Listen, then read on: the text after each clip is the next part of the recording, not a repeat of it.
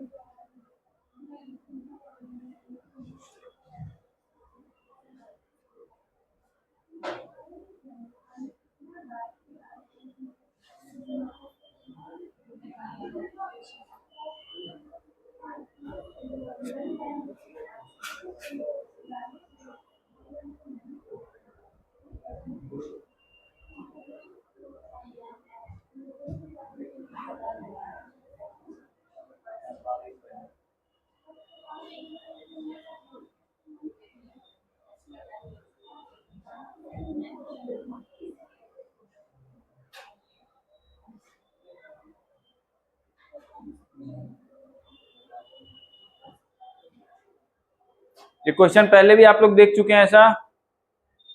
चलिए जल्दी बनाइए।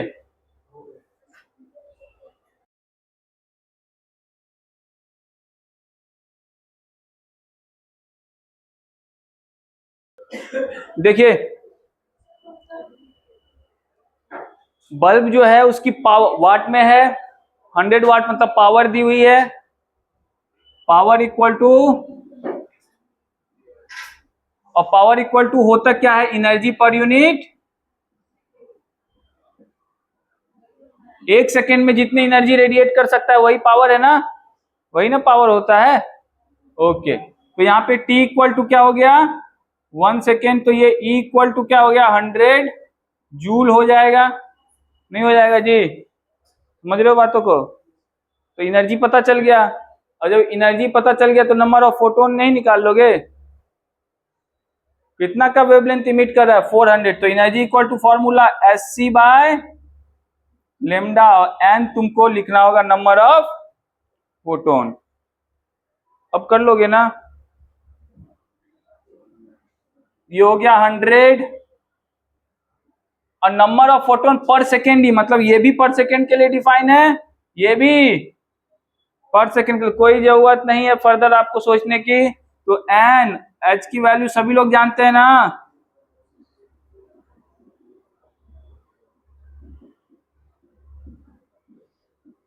लेमडा है 400 10 to the power minus, solve करो, एन की वैल्यू निकाल लो, 10 टू पावर 20।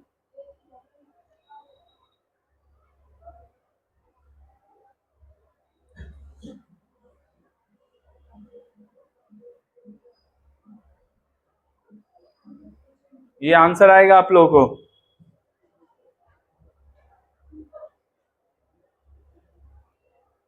ये तुम्हारा बुकलेट है, तुम घर पे पढ़ते हो नहीं, अच्छी बात है। घर ही में ना, घर पे थोड़ा पढ़ा कीजिए। जो घर पे नहीं पढ़ेगा उसको यहाँ आने का कोई मतलब, क्योंकि लेक्चर सुनने से ज्यादा स्वाध्याय का महत्व है। स्वाध्याय जानते हो ना, खुद से अध्ययन, ठीक है।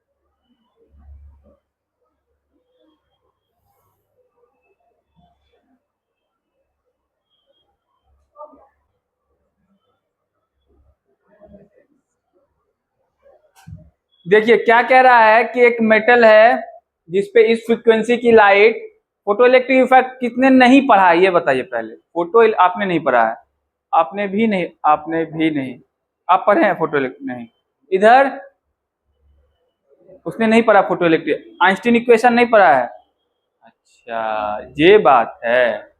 देखो ध्यान से, आइंस्टीन साहब क्या कहते हैं कि अगर किसी मेटल पे लाइट पड़ेगी एक सर्टेन फ्रीक्वेंसी से जस्ट ऊपर या उस फ्रीक्वेंसी के जिसको आप लोग थ्रेशोल्ड फ्रीक्वेंसी बोल रहे थे, तो इस मेटल से क्या होगा, इलेक्ट्रॉन का इजेक्शन होगा, इलेक्ट्रॉन निकलने लगेगा।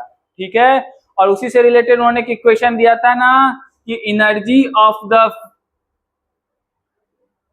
Light is equal to h mu not, जिसको हम लोग बोलते थे वर्क फंक्शन, प्लस काइनेटिक।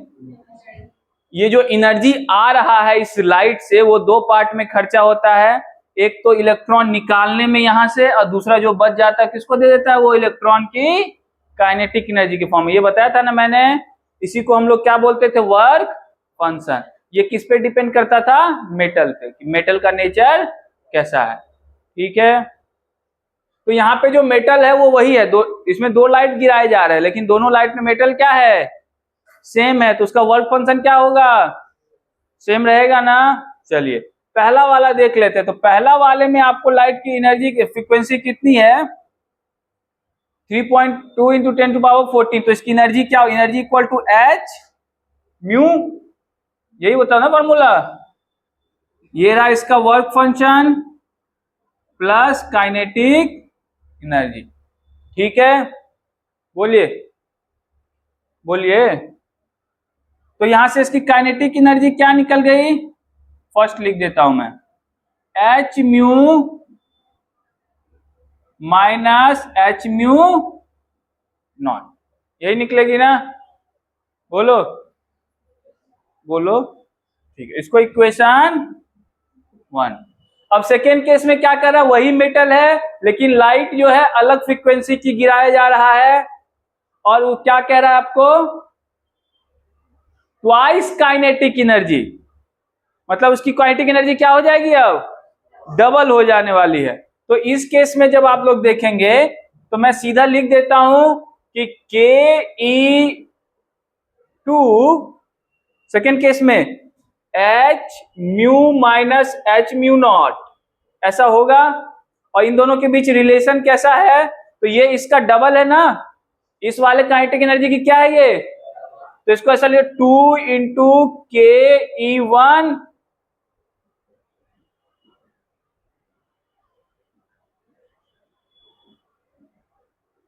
कोई दिक्कत, बोलिए। अब इस इक्वेशन को सॉल्व करते हुए इसकी म्यू नॉट की वैल्यू नहीं निकाल लीजिएगा, अब तो ये गणित का क्वेश्चन हो गया ना जी, गणित का क्वेश्चन हो गया ना, अब लीनियर इक्वेशन सॉल्व करने जैसा। चलिए बनाइए, अब तो सॉल्व कर लो।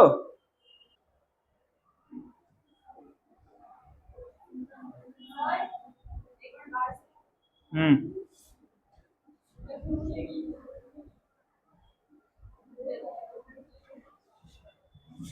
अच्छा एक मिनट रुक जाओ, यहाँ मुझे म्यू वन म्यू टू दे देने दो, कंफ्यूज हो जाओगे नहीं तो।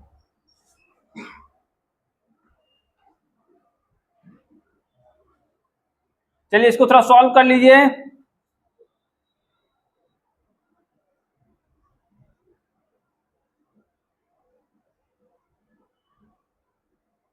इसको उधर लेके गया तो 2h mu one minus h mu two equal to, ये उधर गया प्लस माइनस, तो एच म्यू नॉट बचा, नहीं बच गया, एच कॉमन लेके क्या करता हूं, उड़ा देता हूं।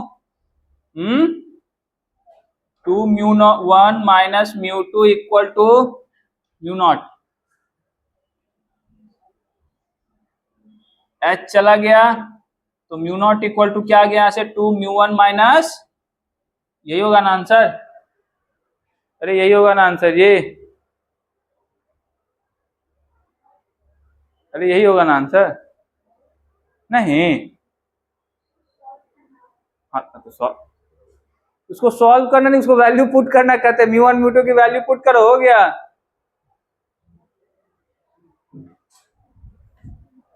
म्यू नॉट क्या आ गया यहां से, 2 म्यू1। म्यू1 की वैल्यू कितनी है, हाँ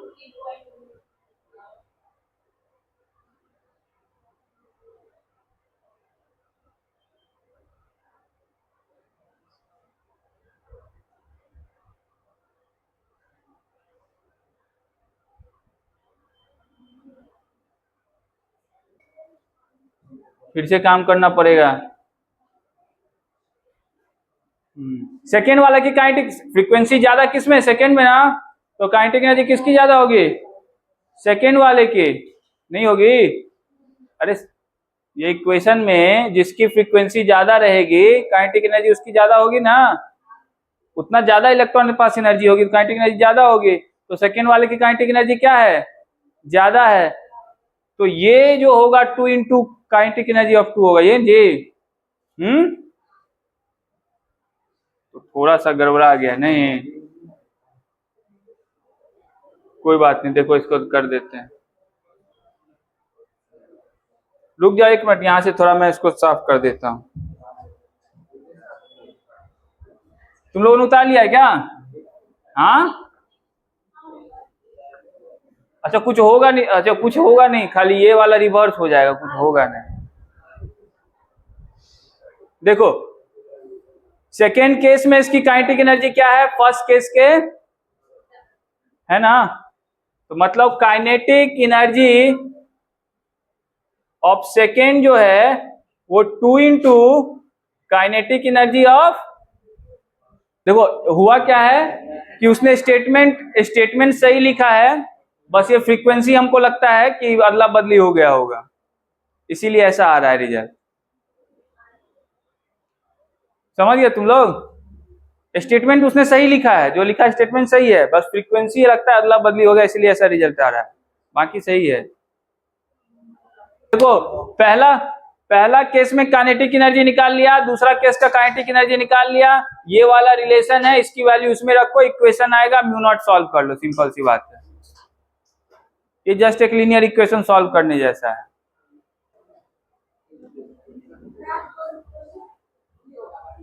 हाँ का है,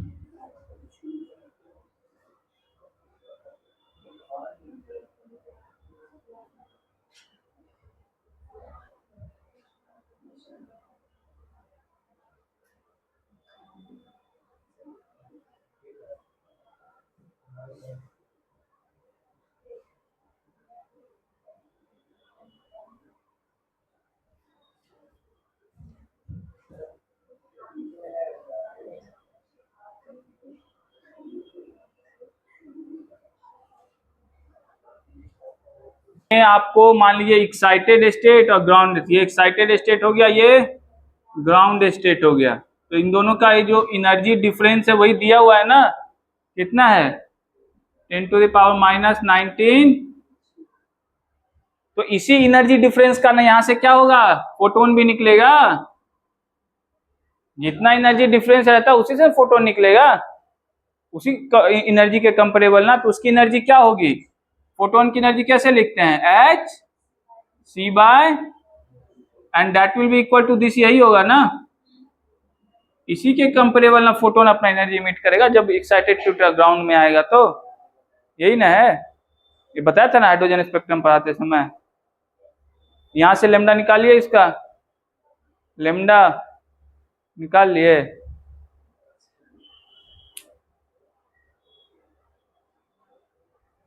बोर मॉडल आपने पढ़ा था, बोर मॉडल पढ़ा होगा, बोर मॉडल वो वाला फॉर्मूला R 1/n1² - 1, बहुत बढ़िया। ऐसे लेमडा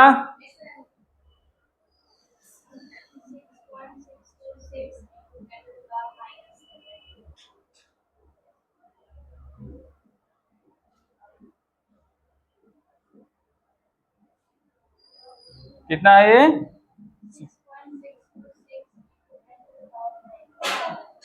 माइनस, ठीक है, यही था क्वेश्चन बेसिकली।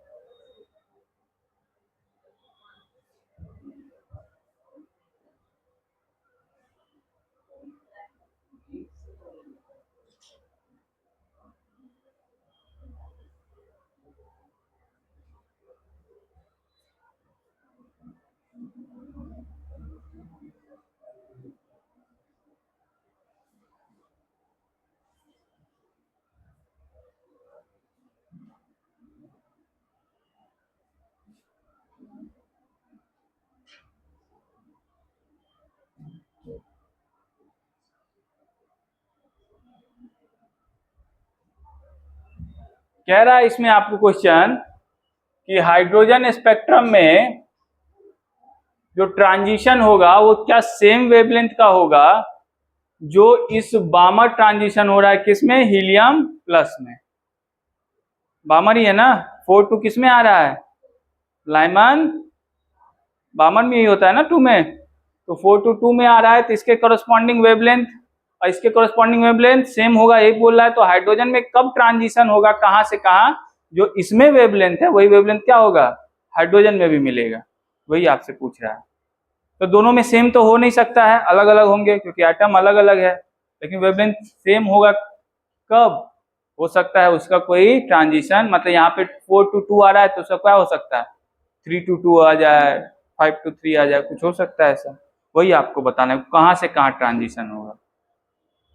तो वो वाला फॉर्मूला पता है ना सबको, रिड्ज वाला, ये वाला 1/λ इक्वल टू 1/r। ओ हो, ये जहां से आ रहा है, ये जहां से, बस ये याद रखो। देखिए सबसे पहले मैं क्या करता हूं, हीलियम के लिए लिखता हूं, हीलियम के अगर लिखता हूं तो 1/λ इक्वल टू क्या हो गया, आर जेड स्क्वायर, जेड मतलब एटॉमिक नंबर, और नंबर ऑफ एटम में फर्क होता है, it's Z is atomic number. 1/n1 कहाँ को आ रहा है,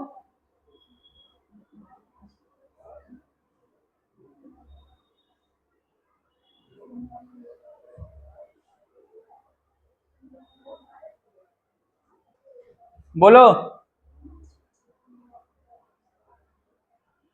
और यही लेमडा आपको क्या होगा, बराबर होगा ना किसके, हाइड्रोजन के केस में तो उसमें भी तुम लिख सकते हो, वहां पे तो किसका अंतर होगा, जेड इक्वल टू 1 हो जाएगा।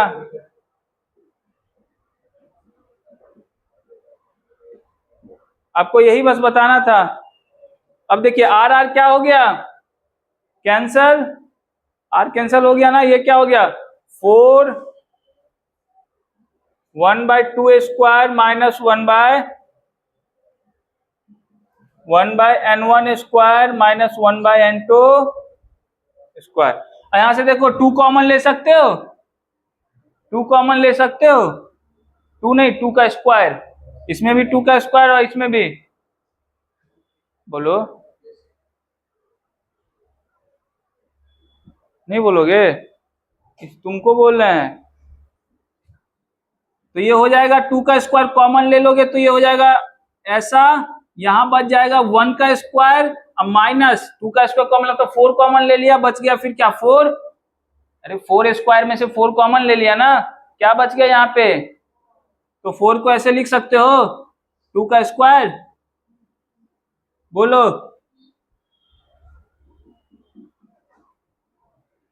अब तुम लोग को आंसर मिल गया होगा। ट्रांजिशन कहां से कहां, ये कैंसर, ये दोनों बराबर हो गया ना, बताओ ट्रांजिशन कहां से कहां हुआ होगा, कंपेयर कर लो दोनों को, एक ही चीज हो गया ना, इक्वेट हो गया तो n1 क्या हो गया 1, n2 क्या हो गया, नहीं हो गया, ट्रांजिशन कहां से कहां हो गया,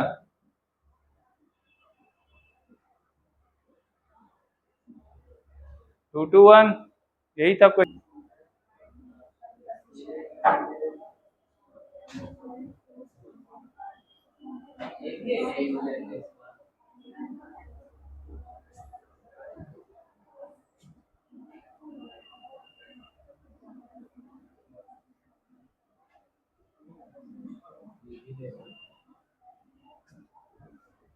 इतना आसान है, नहीं बनेगा, पिछला वाला क्वेश्चन में कोई जान था।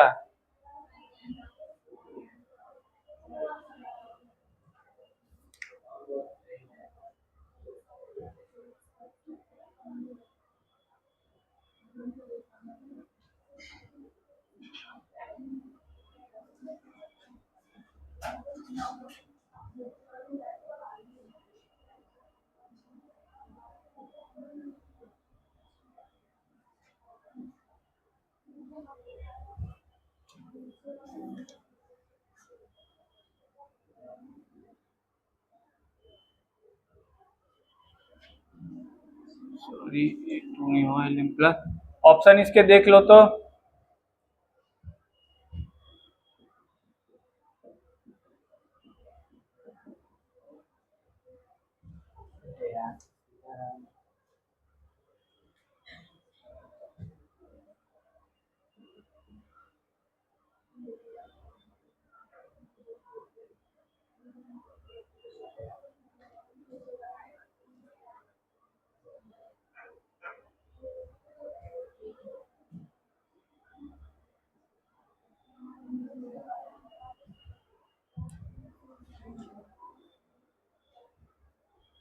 लाइमन सीरीज ऑफ हाइड्रोजन, उसका वेवलेंथ जो है लेमडा है, लेकिन उसका कौन सा वेवलेंथ है वो शॉर्टेस्ट। शॉर्टेस्ट वेवलेंथ कब होगा ये भी मैंने आपको बताया था, याद है, जब ट्रांजिशन कहां से होगा,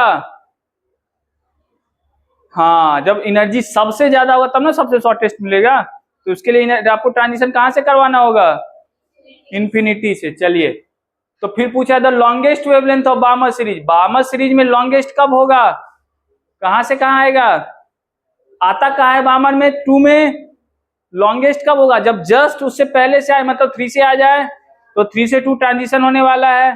करो ना, इसके टर्म में खाली आंसर लिखना है, बहुत आसान क्वेश्चन है, गणित का सवाल है सब, कहीं केमिस्ट्री नहीं है पानी केमिस्ट्री है इसमें जी, तुम कॉमन है उसको सब आता है, उसको 10th में 93 नंबर है गणित में, तुम क्या समझते हो।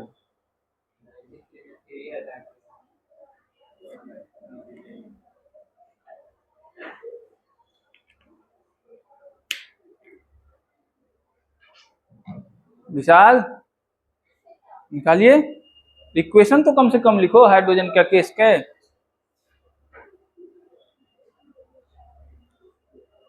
आप तो ये भी नहीं पढ़े थे ना। ओ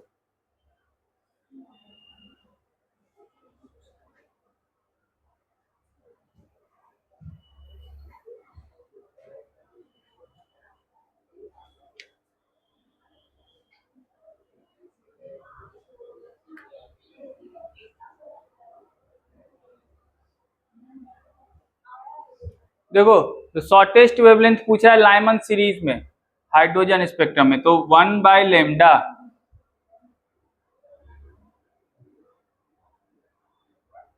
हाइड्रोजन है तो Z इक्वल टू, उससे कोई फर्क पड़ेगा नहीं,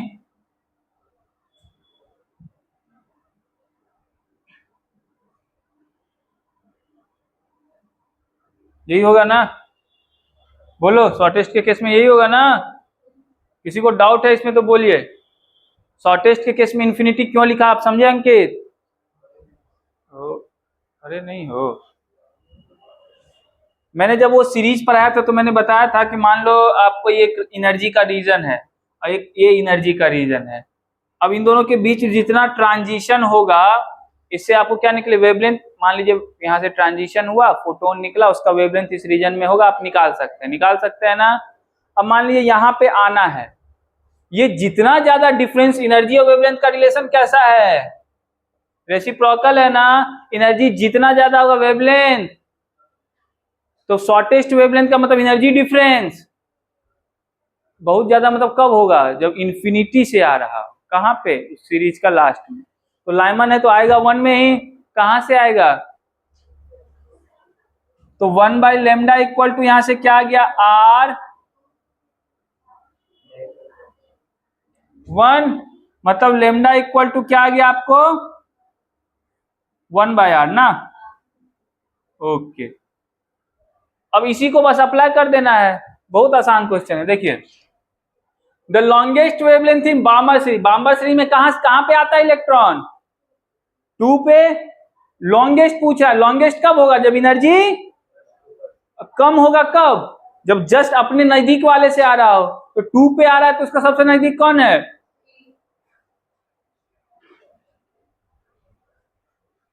लेकिन इस केस में जेड भी लिखना होगा ना। तो जेड का हीलियम प्लस है ना, हीलियम प्लस। कहां को आएगा, 2 को कहां से आएगा, कोई दिक्कत, 1/λ। तो 1/λ इक्वल टू R होगा कि नहीं होगा, या इसका लेमडा का वैल्यू लेमडा डैश कर देता हूं, मैं क्या करता हूं, लेमडा डैश। तो 1/λ डैश इक्वल टू क्या हो गया, R। जेड की वैल्यू कितनी होगी, 2 का स्क्वायर 4, 1/4 माइनस 1/9, तो 4R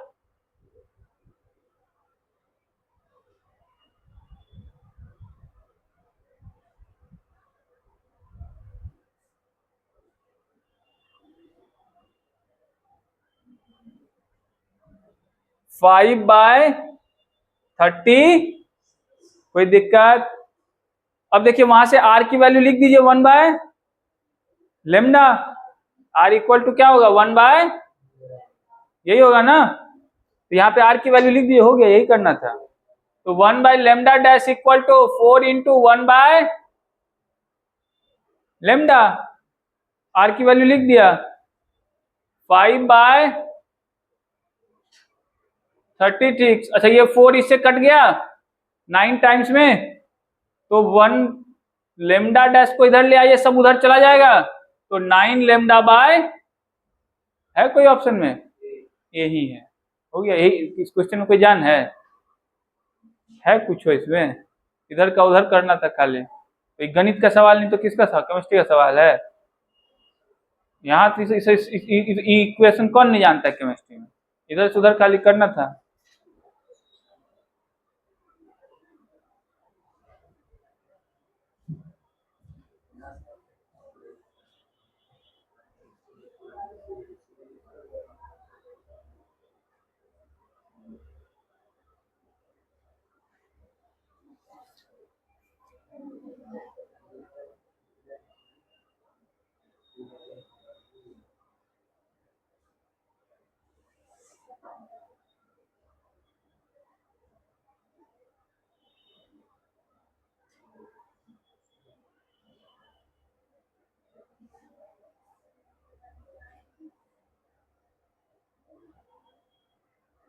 क्या और क्वेश्चन देना, इतने में तुम लोग का हो गया।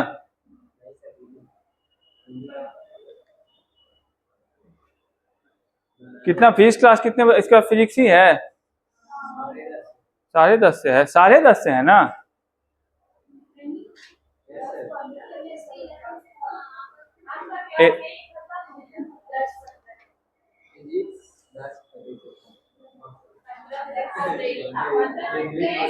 तो ब्रेक लेके क्या करोगे तुम लोग, क्वेश्चन बना लो। सही तो बनाना है। हाँ क्या हुआ?